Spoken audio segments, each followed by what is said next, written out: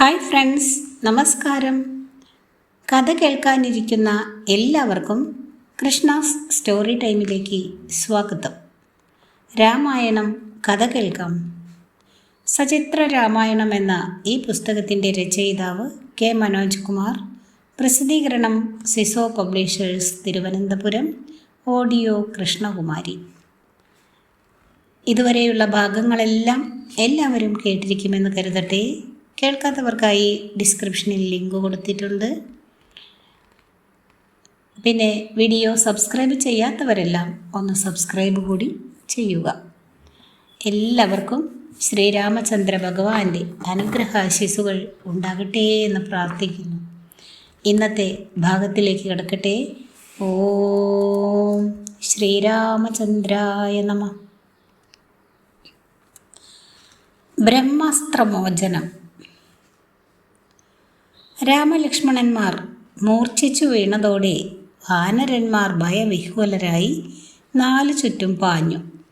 വാനര സൈന്യത്തിൻ്റെ സിംഹഭാഗവും ബോധമറ്റ് കിടക്കുകയാണ്. ഈ ഘട്ടത്തിൽ വിഭീഷണൻ വാനരപ്രമുഖരെ ആശ്വസിപ്പിച്ചു. നിങ്ങൾ ദുഃഖിക്കേണ്ടതില്ല. ബ്രഹ്മാസ്ത്രങ്ങളോടുള്ള ആദരവാലാണ് അവർ മൂർച്ഛിച്ചു വീണത്. സ്വയമേ ക്ഷീണമേറ്റതാണ്. വിഭീഷണൻ്റെ വാക്കുകൾ കേട്ട ഹനുമാൻ ബ്രഹ്മാസ്ത്രത്തെ നമസ്കരിച്ചു.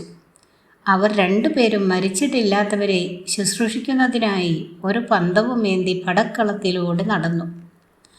അംഗങ്ങൾ നഷ്ടപ്പെട്ട കവികളെ കൊണ്ട് യുദ്ധഭൂമിയാകെ നിറഞ്ഞിരിക്കുന്നു. ഓരോ കാഴ്ചയും അവരെ ഞെട്ടിച്ചു. മിക്ക കവിവീരന്മാരും മൃതരായി കിടക്കുന്നു.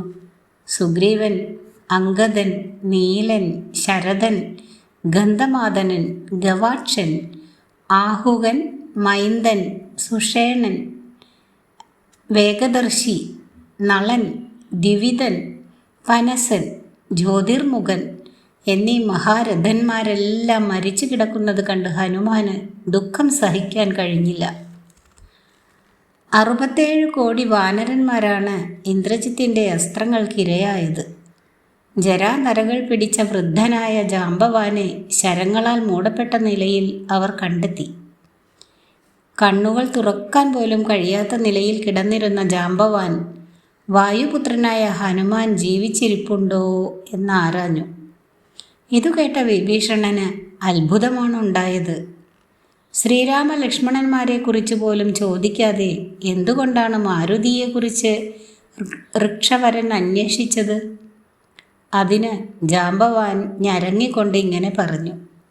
രാക്ഷസവീര, വായുതനയനായ മാരുതി ജീവിച്ചിരിപ്പുണ്ടെങ്കിൽ ഈ വാനരപ്പട മുഴുവൻ മരിച്ചാലും നമുക്ക് പുനർജന്മം നൽകാൻ കഴിയും. മറിച്ച് ഹനുമാൻ ഹതനായിട്ടുണ്ടെങ്കിൽ നമ്മളെല്ലാം മരിച്ചതിന് തുല്യമാകും. ഇത്രയും ആയപ്പോഴേക്കും ഹനുമാൻ ജാമ്പവാന്റെ കൈ കടന്നു പിടിച്ച് താൻ ജീവിച്ചിരിക്കുന്നു എന്നറിയിച്ചു. സന്തോഷത്തോടെ ജാമ്പവാൻ തുടർന്നു. കുഞ്ഞേ, നിനക്കു മാത്രമേ വാനരകുലത്തിനെ നാശത്തിൽ നിന്ന് രക്ഷിക്കാനാവൂ. ഒട്ടും സമയം പാഴാക്കാതെ നീ കടൽ കടന്നു പോകണം. മഹാഗിരിയായ ഹിമവാനിൽ ഉടനെ എത്തണം. ഉയർന്നു നിൽക്കുന്ന 2 കൊടുമുടികളുണ്ട് അവിടെ. വൃഷഭാചല ശൃംഗവും കൈലാസ ശൃംഗവും. അവയ്ക്ക് നടുവിലായുള്ളതാണ് ഔഷധഗിരി. അതിനു മുകളിൽ 4 മരുന്നുകളുണ്ട്.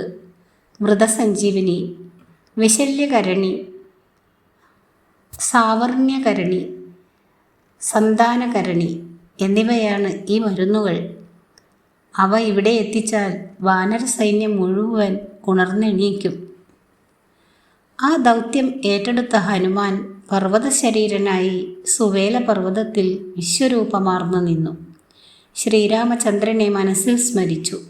പിന്നീട് പുറമൊന്ന് വളച്ച് ആകാശത്തിലേക്ക് ഇടിമിന്നൽ പോലെ ഉയർന്നു. കാടും മലയും കടന്ന് മാരുതി സൂര്യപഥത്തിലൂടെ ഹിമവാനിലെത്തി.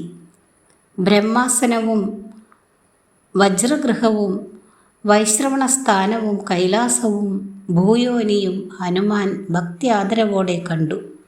ഔഷധപർവ്വതം കണ്ടെത്താൻ ഹനുമാൻ അധികം പാടുപെടേണ്ടി വന്നില്ല.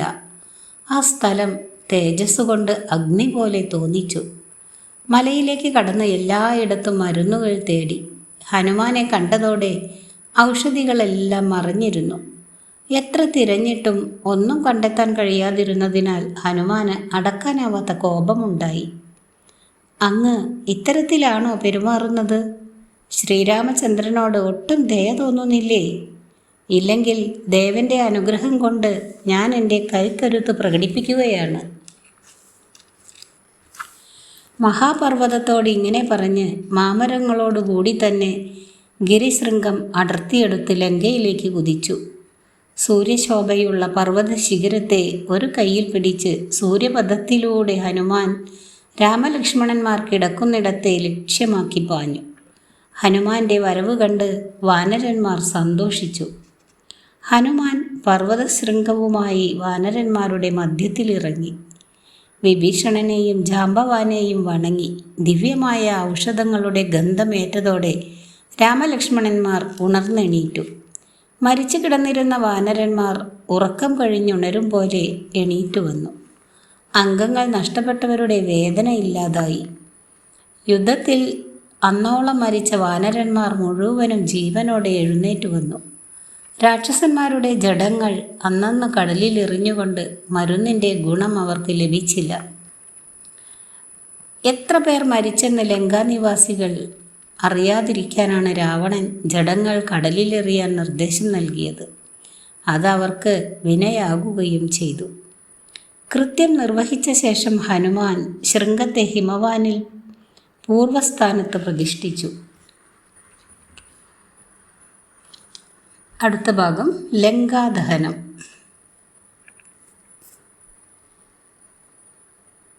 സഹോദരന്മാരുടെയും പുത്രന്മാരുടെയും വിയോഗത്തിൽ ദുഃഖിതനായിരിക്കുന്ന രാവണൻ തൽക്കാലം യുദ്ധത്തിന് ഒരുമ്പെടുകയില്ലെന്ന് സുഗ്രീവ രാജാവ് കണക്കുകൂട്ടി. ശക്തന്മാരായ കവികൾ പന്തങ്ങളുമായി രാത്രി തന്നെ ലങ്കാനഗരിയിൽ പ്രവേശിക്കണമെന്ന് സുഗ്രീവൻ ആജ്ഞാപിച്ചു. അതനുസരിച്ച് ലക്ഷക്കണക്കിന് വാനരന്മാർ പന്തങ്ങളുമായി ലങ്ക ആക്രമിച്ചു. രാത്രിയിൽ ഭീകരരൂപികളായ വാനരന്മാർ പാഞ്ഞടുക്കുന്നത് കണ്ട കാവൽക്കാർ പ്രാണരക്ഷാർത്ഥം ഓടി രക്ഷപ്പെട്ടു. ചുരുക്കത്തിൽ നഗരമധ്യത്തിലെത്തുവാൻ സുഗ്രീവപ്പടയ്ക്ക് തടസ്സങ്ങളെ നേരിടേണ്ടി വന്നില്ല. നഗര അന്തർഭാഗത്ത് എത്തിയതോടെ ഗോപുരങ്ങൾ, പ്രാസാദങ്ങൾ, മണിമന്ദിരങ്ങൾ, രാജവീഥികൾ എല്ലാം അഗ്നിക്കിരയാക്കി തുടങ്ങി. മണിമേടകളും ആയിരക്കണക്കിന് വീടുകളും കരിഞ്ഞു ചാമ്പലായി. ആരെയും അഗ്നി വെറുതെ വിട്ടില്ല. പത്നിമാരൊത്ത് സുഖമായി ഉറങ്ങുന്നവരെയും പ്രാണരക്ഷാർത്ഥം നാലുപാടും ഓടുന്നവരെയും പ്രഭുക്കന്മാരെയും എല്ലാം അഗ്നിഭസ്മമാക്കി. പടിവാതിലുകൾ, ഉത്തുംഗ ഭവനങ്ങൾ, വിമാനമന്ദിരങ്ങൾ തുടങ്ങിയവയെല്ലാം വെണ്ണീറായി. രാക്ഷസ സ്ത്രീകളുടെ നിലവിളി എങ്ങും ഉയർന്നു കേട്ടു. മൃഗങ്ങൾ കെട്ടുകൾ പൊട്ടിച്ച് അങ്ങുമിങ്ങും ഓടി. ഭൂമിയുടെ ഒടുക്കമായോ എന്ന് തോന്നിക്കുമാറ് ലങ്ക മുഴുവൻ പുക കൊണ്ട് നിറഞ്ഞു. ദേഹം മുഴുവൻ പൊള്ളലേറ്റ് വീടുകൾ വിട്ട് പുറത്തു വരുന്ന രാക്ഷസന്മാരെ നേരിടാൻ തയ്യാറായി വാനരന്മാർ വെളിയിൽ കാത്തുനിന്നിരുന്നു. ഇതിനെല്ലാം പുറമെ രാമലക്ഷ്മണന്മാരുടെ വില്ലുകളിൽ നിന്ന് രാക്ഷസന്മാരെ പേടിപ്പെടുത്തുന്ന ഞാണലികൾ ഉയർന്നു. കവികളുടെ കൂക്കുവിളികളും രാക്ഷസരുടെ നിലവിളിക്കും മേലെ ആ ശബ്ദം ഉയർന്നു നിന്നു. അഗ്നിയാൽ പ്രകാശമാനമായ നഗരം പൂത്തുലഞ്ഞു നിൽക്കുന്ന പിലാശുവൃക്ഷം പോലെ തോന്നിച്ചു. നഗരത്തിൽ പന്തമെന്തിയ വാനരന്മാരെ കണ്ട് രാവണന് കലി കയറി. കുംഭകർണപുത്രന്മാരായ കുംഭനികുംഭന്മാരോട് കവികളെ നിഗ്രഹിക്കാൻ ആജ്ഞാപിച്ചു. യൂപാക്ഷൻ, ശ്രോണിതാക്ഷൻ, കമ്പനൻ, പ്രജകൻ എന്നീ രാക്ഷസന്മാരും അഗ്നികുണ്ഡത്തിൽ പറന്നെത്തുന്ന ശലഭങ്ങളെപ്പോലെ വാനരന്മാരുടെ നേരെ പാഞ്ഞടുത്തു. വൃക്ഷങ്ങളും ശൃംഗങ്ങളും പേറി വാനരന്മാർ രാക്ഷസരെ നേരിട്ടു. കവികളും രാക്ഷസന്മാരും തമ്മിൽ കടുത്ത യുദ്ധം നഗരയ്ക്കുള്ളിൽ നടന്നു. ഓടിപ്പോകുന്ന രാക്ഷസന്മാരെ തടഞ്ഞു നിർത്തി വാനരന്മാർ ഉപദ്രവിച്ചു. അടുത്ത ഭാഗം കുംഭവധം. ഈ ബഹളത്തിനിടയിൽ പോർവിളി മുഴക്കിയ കമ്പനെ അംഗദൻ വധിച്ചു. ഇത് കണ്ട് ക്രുദ്ധനായ ശോണിതാക്ഷൻ വാനരരാജാവിനോട് ഏറ്റുമുട്ടി. അംഗദൻ അവൻ്റെ രഥവും ആയുധങ്ങളും നശിപ്പിച്ചു. വാനരരാജാവ് ആ രാക്ഷസൻ്റെ വാൾ പിടിച്ചു വാങ്ങി മാറിടം കുത്തിപ്പിളർന്നു. ഉടനെ ഗദയെടുത്ത് ശോണിതാക്ഷൻ പ്രത്യാക്രമണത്തിനൊരുങ്ങി. പ്രജംഗനും യൂപാക്ഷനും അവനെ സഹായിക്കാനായി ഓടിയെത്തി. ഈ സമയം മൈന്ദനും ദ്വിവിധനും അംഗദൻ്റെ സംരക്ഷണത്തിനായി അടുത്തെത്തി. മൈന്ദൻ യൂപാക്ഷനെ ആക്രമിച്ചു. ദ്വന്ദ്വയുദ്ധത്തിനിടയിൽ മൈന്ദൻ ആ രാക്ഷസനെ ഞെരിച്ചു കൊന്നു. ഭയന്ന രാക്ഷസന്മാർ കുംഭനെ ശരണം പ്രാപിച്ചു. പ്രജംഗൻ്റെ ശിരസ് അംഗദൻ വെട്ടിമാറ്റി. കോപിഷ്ഠനായി പാഞ്ഞു വന്ന കുംഭൻ കഴുകത്തൂവൽ കെട്ടിയ ഒരു ബാണം ഊക്കിൽ ദ്വിവിധൻ്റെ നേരെ തൊടുത്തു. ആ വാനരശ്രേഷ്ഠൻ ബോധരഹിതനായി നിലം പതിച്ചു. അനുജൻ്റെ ആപത്ത് മനസ്സിലാക്കി രക്ഷയ്ക്കെത്തിയ മൈന്ദനും കുംഭൻ്റെ ബാണത്തിനിരയായി തീർന്നു. ആ വാനരന്മാർ രണ്ടുപേരും വീണതു കണ്ട് ഓടിയെത്തിയ അംഗദന് നേരെ കുംഭൻ ശരവർഷം നടത്തി. ബാലിനന്ദനന് അതിലൊട്ടും തളർച്ച തോന്നിയില്ല. ശൃംഗങ്ങളും മരങ്ങളും ചുഴറ്റി എറിഞ്ഞുകൊണ്ട് യുവരാജാവ് കുംഭനെ എതിരിട്ടു. പക്ഷേ അധികം കഴിയുന്നതിനു മുൻപ് കുംഭൻ്റെ ശരങ്ങൾ അംഗദനെ ബോധരഹിതനാക്കി. തുടർന്ന് ജാമ്പവാനും സുഷേണനും വേഗദർശിയും യുദ്ധത്തിനായി ചെന്നു. അസ്ത്രങ്ങളുടെ മഹാസാഗരത്തിനു മുന്നിൽ ഒന്നും ചെയ്യുവാൻ അവർക്ക് കഴിഞ്ഞില്ല. ഇത്രത്തോളം ആയപ്പോൾ വാനര രാജാവായ സുഗ്രീവന് കണ്ടിരിക്കാനായില്ല. ഇരുവരും തമ്മിൽ കൊടിയ യുദ്ധം തുടങ്ങി. കുംഭൻ്റെ ബാണങ്ങൾ കൊണ്ട് പൊറുതി മുട്ടിയപ്പോൾ സുഗ്രീവൻ ഓടിച്ചെന്ന് പെരും ചാപത്തെ പിടിച്ചു വാങ്ങി നിഷ്പ്രയാസം ഒടിച്ച് ദൂരേക്ക് എറിഞ്ഞു. എന്നിട്ട് ഇങ്ങനെ പറഞ്ഞു: ഹേ കുംഭകർണപുത്ര, അങ്ങയുടെ വീര്യവും ബാണവേഗവും അത്ഭുതം തന്നെയാണ്. അസ്ത്രപ്രയോഗത്തിൽ ഇന്ദ്രജിത്തിനും പ്രതാപത്തിൽ രാവണനും തുല്യനാണു നീ. എന്നാൽ ഈ വീര്യമൊക്കെ നീ എന്നോട് കാണിക്കൂ. തളർന്നിരിക്കുന്ന ഒരുവനെ വധിക്കരുതെന്ന് കരുതി മാത്രമാണ് നിന്നെ ഞാനിപ്പോൾ കൊല്ലാതെ വിടുന്നത്. ഇതു കേട്ട കുംഭൻ അഗ്നിയിൽ നെയ്യൊഴിക്കും പോലെ ആളിക്കത്തി ഓടിച്ചെന്ന് വാനരരാജാവിനെ പിടിച്ചുലച്ചു. ഇരുവരും തമ്മിൽ ദ്വന്ദ്വയുദ്ധമായി. അതീവ ശക്തനായ സുഗ്രീവൻ കുംഭനെ പൊക്കിയെടുത്ത് സമുദ്രത്തിലേക്ക് എറിഞ്ഞു. സമുദ്രത്തിലെ ജലം ആകാശം മുട്ടെ ഉയർന്നു. ജലം കരയിലേക്ക് ഒഴുകി. സമുദ്രത്തിൽ നിന്ന് കരകയറിയ കുംഭൻ വർദ്ധിത വീര്യത്തോടെ സുഗ്രീവനോട് എതിരിട്ടു. സുഗ്രീവൻ തൻ്റെ മുഷ്ടി ചുരുട്ടി സർവശക്തിയും കരങ്ങളിൽ ആവാഹിച്ച് കുംഭൻ്റെ വക്ഷസ്സിലൊരിടിയിടിച്ചു. ആ രാക്ഷസ കേസരിയുടെ കഥ അതോടെ തീരുകയും ചെയ്തു. ഇതു കണ്ട നികുംബൻ ആക്രോശിച്ചുകൊണ്ട് വാനര രാജാവിനോട് അടുത്തു. പർവ്വതതുല്യമായ പരിഘം ചുഴറ്റി പാഞ്ഞു വന്ന നികുംബനെ കണ്ട് കവികൾ ഭയകുലരായി.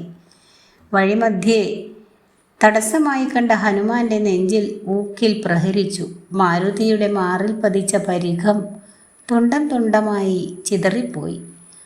അതിൻ്റെ ശക്തിയിൽ വായുതനയൻ്റെ പ്രജ്ഞ തന്നെ ഇല്ലാതെയായി. ഞൊടിയിടയ്ക്കുള്ളിൽ ഹനുമാനെ വഹിച്ചുകൊണ്ട് ആ രാക്ഷസൻ ആകാശത്തിലേക്ക് ഉയർന്നു. ബോധം തിരിച്ചു കിട്ടിയ ഹനുമാൻ നികുംബനെ കീഴ്പ്പെടുത്തി. മാറിൽ കയറിയിരുന്ന് രാക്ഷസപ്രമാണിയുടെ ശിരസ് കൈകൊണ്ട് അടർത്തി മാറ്റി.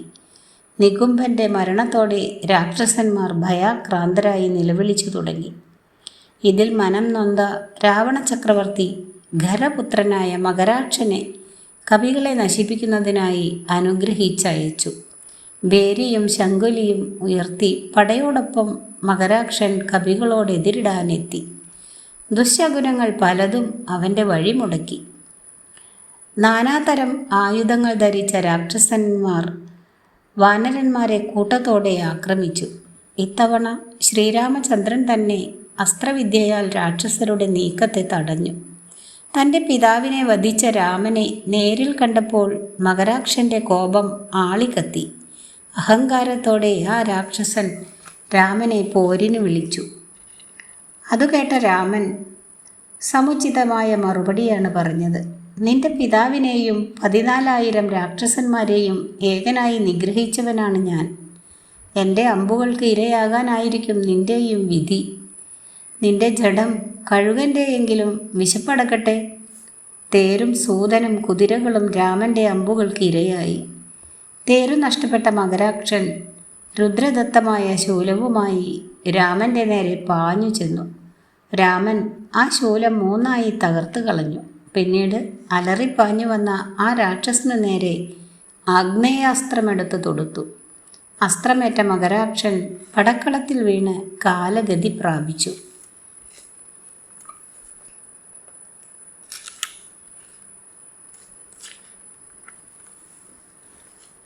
ഇന്ദ്രജിത്ത് മായായുദ്ധം. പരാജയം എന്തെന്നറിയാത്ത രാവണൻ മകരാക്ഷവധം കേട്ട് കോപിഷ്ഠനായി. അല്പനേരം ചിന്തിച്ചിരുന്നു.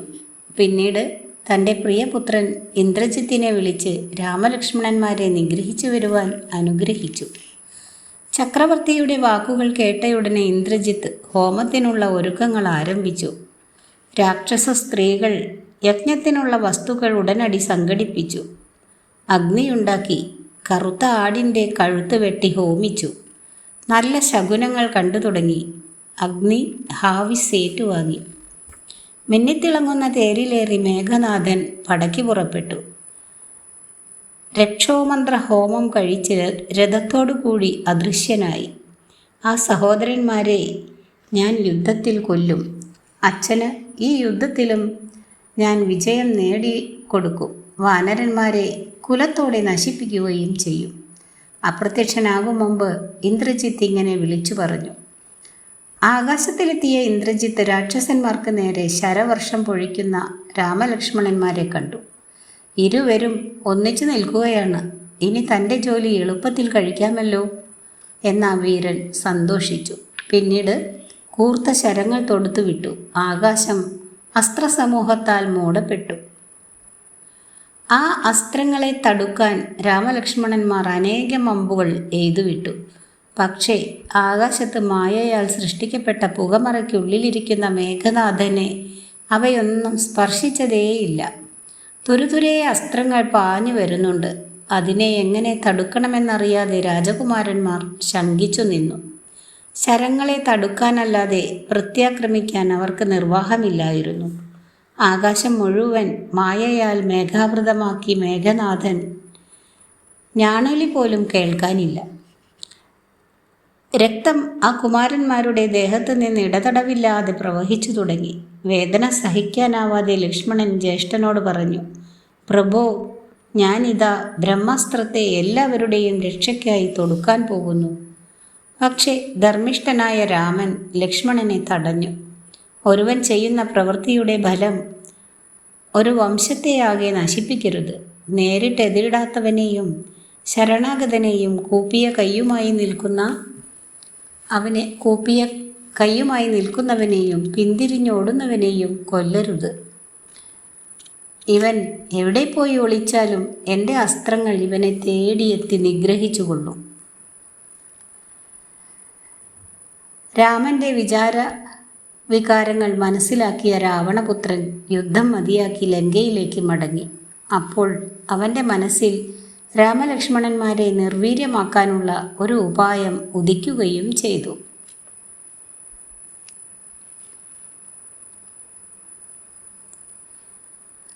മായാസീതാവാദം. ലങ്കയിൽ മടങ്ങിയെത്തിയ മേഘനാഥൻ അല്പസമയത്തിനുള്ളിൽ പശ്ചിമ ഗോപുരദ്വാരത്തിലൂടെ പുറപ്പെട്ടു. രാക്ഷസപ്പടയുടെ മധ്യത്തിൽ മായ കൊണ്ട് സീതയെ ഉണ്ടാക്കി. ഒരു രഥത്തിൽ മായാസീതയെയുമായി വാനരപ്പടയ്ക്കു നേരെ പാഞ്ഞു ചെന്നു. ഇന്ദ്രജിത്തിൻ്റെ രഥശബ്ദം കേൾക്കെ വാനരന്മാർ യുദ്ധസന്നദ്ധരായി. എന്നാൽ രഥത്തിൽ സീതാദേവിയെ കണ്ട് അവർ സ്തംഭിച്ചു നിന്നുപോയി. ദുഃഖം കൊണ്ട് വാടിത്തളർന്ന മുഖവും കീറിപ്പറിഞ്ഞ വസ്ത്രങ്ങളും ധരിച്ച മൈഥിലിയെ കണ്ടപ്പോൾ വായുപുത്രൻ വിഷണ്ണനായി. കണ്ണുകളിൽ നിന്ന് കണ്ണുനീർ ധാരയായി ഒഴുകി. സ്വയം നിയന്ത്രിക്കാനാവാതെ ആ വാനരവീരൻ രാവണിയുടെ നേരെ പാഞ്ഞു ചെന്നു. അരിശമൂത്ത മേഘനാഥനാവട്ടെ വാളൂരി ദേവിയുടെ തലമുടിയിൽ പിടിച്ചുയർത്തി. അപ്പോൾ രാമാ രാമാ എന്ന വിലാപം രഥത്തിൽ നിന്നുയർന്നു. ഇതു കണ്ട ഹനുമാൻ പരുഷമായി രാവണിയോട് പറഞ്ഞു, ദുഷ്ടാ, നീ ഇത് ചെയ്യുന്നത് നിന്റെ നാശത്തിനായി മാത്രമാണ്. ഈ നീച കർമ്മം ചെയ്യാൻ നിനക്ക് യാതൊരു വിധമായ അറപ്പും തോന്നുന്നില്ലേ? ദേവിയെ വധിച്ചാൽ നീ ജീവനോടെ വാഴുകയില്ല. സ്ത്രീഹത്യ നടത്തുന്നവർക്ക് ക്രൂരന്മാർ പോലും ഉപേക്ഷിച്ച ലോകമാണുള്ളത്. അവിടമാണ് നിനക്ക് വിധിച്ചിട്ടുള്ളത്. രാക്ഷസന്മാരെ ആക്രമിക്കാനടുത്ത ഹനുമാനെയും വാനരപ്പടയെയും ഘോരമായ ശരവർഷം നടത്തി ഇന്ദ്രജിത്ത് തടഞ്ഞു. സുഗ്രീവനും നീയുമൊക്കെ ആരെ തേടിയാണോ ഇവിടെ എത്തിയത്, ആ സീതയെ നിങ്ങളുടെ മുന്നിൽ വെച്ച് തന്നെ ഞാൻ വധിക്കുന്നു. അതിനുശേഷം നിങ്ങളെ എല്ലാവരെയും ഞാൻ കൊല ചെയ്യും. ഇന്ദ്രജിത്ത് ഇത്രയും പറഞ്ഞ് വാളുയർത്തി സീതയുടെ ശിരസ് വെട്ടിമാറ്റി. അതോടെ വാനരന്മാരുടെ ശ്രമമെല്ലാം വെറുതെയായി എന്ന് ഇന്ദ്രജിത്ത് ആക്രോശിച്ചു. അവൻ രഥത്തിൽ കയറി ഉറക്കെ അലറി തുടങ്ങി. രാക്ഷസന്മാരുടെ ആർപ്പുവിളി വാനരവീരന്മാർ കേട്ടു. അവർ ഭയന്ന് അങ്ങുമിങ്ങും ഓടി. പക്ഷേ വീരനായ ഹനുമാൻ അവരെ തടഞ്ഞു. മടങ്ങി വന്ന വാനരന്മാർ ഇന്ദ്രജിത്തിനെ ആക്രമിച്ചു. ദേഷ്യവും സങ്കടവും സഹിക്കാനാകാതെ ഹനുമാൻ വലിയൊരു മലയെടുത്ത് ഇന്ദ്രജിത്തിന് നേരെ എറിഞ്ഞു. സാരഥിയുടെ സാമർഥ്യം കൊണ്ട് ഇന്ദ്രജിത്തിന് ജീവൻ രക്ഷിക്കാനായി. പിന്നെ പാറകളും വൃക്ഷങ്ങളും ആ രാക്ഷസകുമാരൻ്റെ നേരെ പാഞ്ഞു ചെന്നു. അതിനിടയിൽപ്പെട്ട് ആയിരക്കണക്കിന് രാക്ഷസന്മാർ മരിച്ചു വീണു. ഇത്രത്തോളമായപ്പോൾ സേനയോട് പിൻവലിഞ്ഞ് കൊള്ളാൻ ഹനുമാൻ നിർദ്ദേശിച്ചു. സീതാദേവിയെ യുദ്ധഭൂമിയിൽ കൊണ്ടുവന്ന് വധിച്ച വിവരം ശ്രീരാമചന്ദ്രനോട് പറയേണ്ടിയിരിക്കുന്നു. ഈ ദുഃഖവാർത്ത വാനര രാജാവിനെയും അറിയിക്കേണ്ടതുണ്ട്. അതിനുശേഷമാകാം ഇനി യുദ്ധമെന്ന് ഹനുമാൻ തീരുമാനിച്ചു. ഇന്ദ്രജിത്ത് മടങ്ങിപ്പോയി. 10 മടങ്ങ് ശക്തി സമ്പാദിക്കുവാനായി മറ്റൊരു ഹോമം നടത്താൻ ശ്രമങ്ങൾ ആരംഭിച്ചു. ഹോമവിധികളനുസരിച്ച് അഗ്നിയുണ്ടാക്കി. രക്തം ഹോമിച്ചു. അഗ്നി തങ്ക നിറത്തിൽ ആളിക്കത്തി.